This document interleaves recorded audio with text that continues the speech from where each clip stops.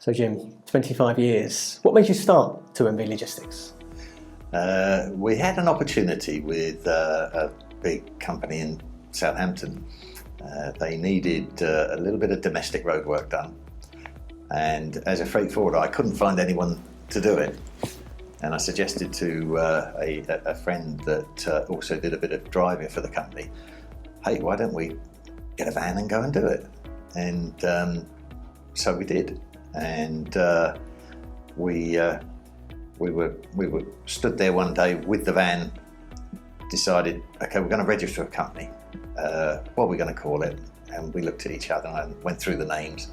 And I said, look, we're two guys with a van here. Let's call it 2MV, two men with a van. And that's how it started. And it started purely because somebody wanted a small domestic job done every day of the week. And I couldn't find anyone to do it. So I said, let's do it ourselves. Has there been any standout moments in the 25 years, or perhaps game-changing moments for you? Yeah, we had a big game-changing moment with the same big company. They eventually became our biggest company, our biggest customer, and they got sold. They got sold to another company, and the other company had other ideas how they were going to do the logistics. They were spending about £500,000 a year with us by then, and that was significant back in 2005, I think it was. And I said to the guys, wow, you know, it's gone, you know, this big customer's gone, the one with the biggest turnover. I said, I don't know what's going to happen. And 3 months later, I sat down with them and I said, you know what, we're making more money.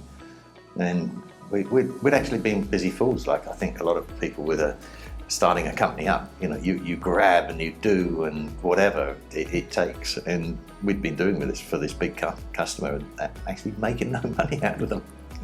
And yeah, it was one of those moments when a light goes on and you think, wow, okay, got to keep a lid on this in the future, because you don't have accounts departments when you just start up a company. It's you, and you're just doing, and all day long you're doing, and hopefully the money keeps running in through the bank account. So that was a biggie for me. Yeah. And what drives you to keep going? Because obviously you're very much at the helm still, 25 years later.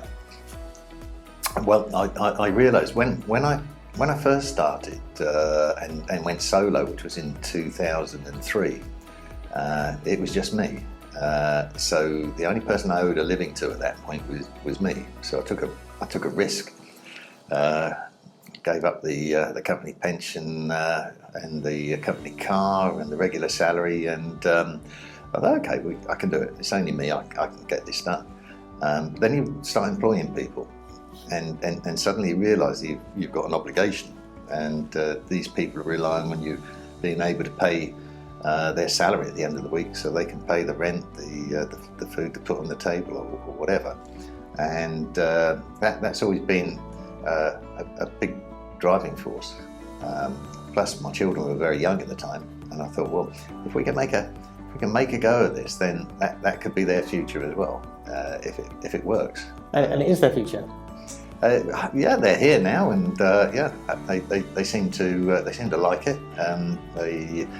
They're taking over and trying to push me out.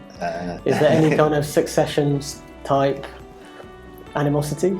No, not at all. I think for me it's quite hard in that I've done it for 25 years, so I find it very difficult probably to let go, but I'm gradually trying to just let them get on with it.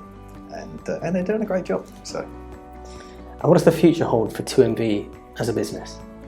Okay, so the future I think is looking really rosy at the moment. We moved into this really good building. We've made it much nicer for a working environment. We've got a nice canteen that the drivers can sit in now. We're very safe in the warehouse with the barriers we put up. We've got a lot more space, which makes it a much better working environment as well. And we've got great staff. So moving forward, I think we've got people in the right places. Our Planet networks are doing really, really well for us at the moment. We've got a magnificent customer base.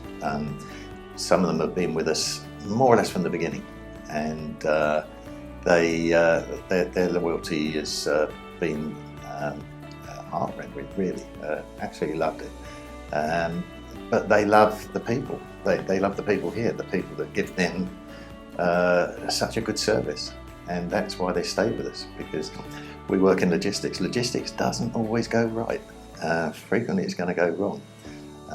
Possibly even from the minute another vehicle breaks down on the A34 and you get stuck in a 6-mile traffic jam, logistics goes wrong. But we try and sort out the mess and try and make something from it. Good communication,